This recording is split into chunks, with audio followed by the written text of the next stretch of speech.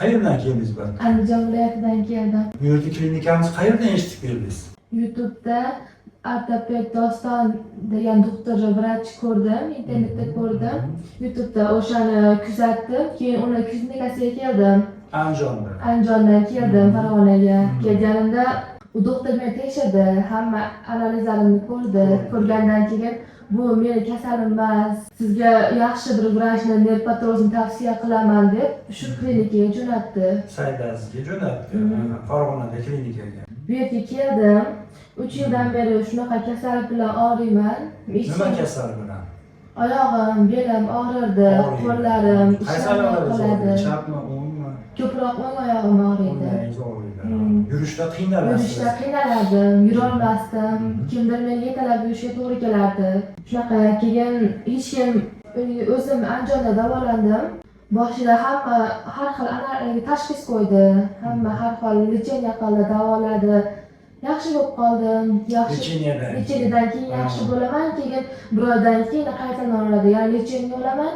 Nima lecheniyalar olardi o'shanda? Fizlecheniya olarmidingiz yo dori-darmon? Dori-darmon, ukollar olardim. Diskrejaga davolandim. Diskreja işte. Keyin undan keyin osteoxondrozda işte unga davolandim. Baribir foydasi bo'lmadi. Hamma analizlar topshiring deyishdi, topshirdim. Topshirgan hamma analizlarim yaxshi chiqdi. Baribir ukol dorilar yozishdi, oldim. Fiziolecheniyalar ham oldim, massaj, hamma narsa oldim, lekin foydasi bo'lmadi. Olganimda foydasi bo'ldi, keyin yana takrorlanaverdi. Yurishda qiynaldim. Kechqurun ham og'rirmadi? Kechqurun og'rib chiqardi. Og'rib chiqardi. Yurmasangiz ham og'rirdi. Shunaqa. Yotgan holatda, o'tirgan holatda. Xo'sh, keyinchi? Keyin shu yerga keldik. Tekshirishni boshlashdi. Har kuni shu 5 kun davomida har kuni kelib tekshirib, yozgan ukollarini olganimdan keyin yana kelib tekshirishardi, foydasi bo'ldimi, yo'qmi deb. Juda yaxshi qarashdi, juda ham e'tiborli ekan. Hammasiga rahmat. Hozir olgan ukol dorilarim foyda berdi. Hozir ancha yaxshiman. Kelganimda o'tirardim, turolmasdim. Bemalol yuryapsiz. Hozir bemalol shu bugun og'rimayaptimi yurganingizni? Yo'q. Og'riq yo'q, ha? Uxlashlaringiz yaxshi. Hammasi yaxshi. 9 kun bo'ldi, ancha yaxshiman. Bu dard endi sizni 3 yil qiynadi. 3 yil qiynadi. To'liq davo topmagansiz 3 yil ichida. To'liq davo topmaganman. So'raganman. Lecheniya olganman. Olganimdan keyin yaxshi bo'lib qoladi. Vaqtinchalikka. Qanaqa lecheniya olsam ham hammasi vaqtinchalik edi. Hozir ikkala oyog'ingizdan birdaniga to'xtadimi? Hozir og'riq to'xtadi. Umuman og'riq yo'q, hammasi joyida, hammasi yaxshi. Oyoqdan tashqari yana qayer og'riydi? Shu belim, bo'ynim, ikkita qo'lim og'rirdi. Ular ham to'xtagan. To'xtadi, hammasi yaxshi.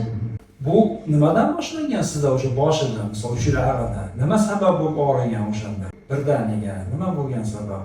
Yiqilib tushganman. Yiqilib tushgan. Martaz paytida edi, 2022-yili boshlangan bu kasallik. Ya'ni yiqilib tushganman, yerga qattiq yiqilganman. O'shanda faqat belim og'rib yurardi. Shu keyin yaxshi bo'lib qoldim orada, hech qanaqa dori-darmonsiz, lecheniyatsiz, doktorlarsiz yaxshi bo'lib qoldim. Og'rib yura birinchi boshlanganda faqat belim og'rirdi. Oyoq qo'lim umuman og'rimas edi, BJD ham qilmas edi, yuraverardim. Keyin o'tib ketardi, yana og'rirdi, keyin yana o'tib ketardi. Shunaqa bo'lib, keyin 2-yildan keyin oyog'im qo'shildi, og'rishni boshladi, keyin yurolmay qoldim. Undan keyin butunlay yurolmay qoldingiz. Yo'q, butunlay emas. Kimnidir yordamisiz yurolmay qoldim. Qiynaladi. Zinaga chiqib tushish iloji yo'q edi. Kimdir ko'tarib olib tushardi, ko'tarib olib chiqardi. Hozir bitta zinadan chiqib tushyapsiz pastga, bemalol. Og'rig'i yo'q. Og'riqlarsiz, hammasi yaxshi. Men o'sha yiqilganish o'shanda sabab bo'lgan ekan. Yiqilganim, keyin shamollashdan deb o'yladim, chunki qishda qor yoqqanda endi yosh bola bo'lganmiz, oyog'imizdan suv o'tardi, shu borib o'tib bir aytmas edim hech kimga, qilmas edim, e'tibor bermaganman. Borib o'qirganman, 6 soat o'qib kech kelardik qorong'ida. Shundan ham bo'ldi deb o'ylayman. Keyin ko'proq sovuqda, sovuq suvda ko'proq qo'limni sovuq suvda yuvardimda. uy ishlarini qilardim, ko'proq sovuq suvda qilardim.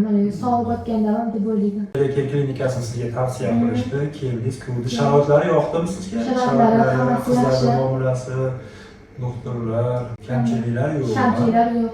Shunaqa kasal bo'lib og'riyotganlarga, haligi aniq tashxis qo'yolmayotganlarga shu kasalxonaga kelib davolanishni tavsiya qilaman. Juda ham foydasi ko'p. Sizga aniq tashxis qo'yib davolasha oladi. Men bunga ishonaman. Hammaga tavsiya qilaman kelishlarini. Rahmat.